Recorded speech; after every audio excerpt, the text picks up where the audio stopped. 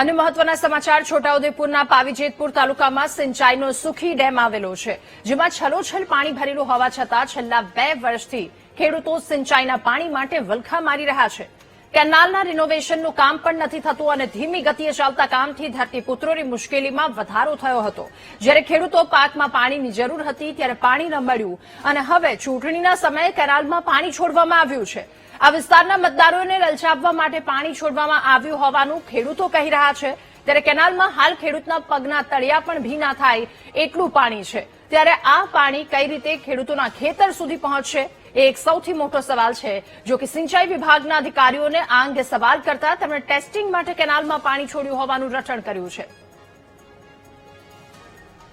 થોડું પંજો બુડેલું પાણી જાય છે, વધારે જતું પાણી નહીં. કઈ ખાલી લોકોને બતાડવા પૂરતું પાણી છોડેલું છે એટલે લોકોને એવું થઈ જાય કે પાણી છોડ્યું છે, આપણને કોઈ ચિંતા નહીં, આ પાણી છે. પણ પાણીને કરવું હોય અત્યારે ખેતરમાં કોઈ માલ નથી, બરાબર, બધો માલ પૂરો થઈ ગયો, હા કઈ અમારી કને બચેલું છે નહીં.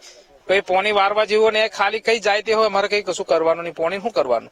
હાલમાં સુખી ડેમ આપણે 80% ભરાયેલો છે અને હમણાં અમે આરબીએમસી મેઇન કેનલ સુખી ડેમની એ રિનોવેશન ને કામગીરી છેલ્લા 1 મહિના પહેલા જ પૂરી થઈ છે. જેથી હાલે અમે સુખી આરબીએમસીની કેનલને ટેસ્ટિંગ માટે પાણી છોડ્યું હતું.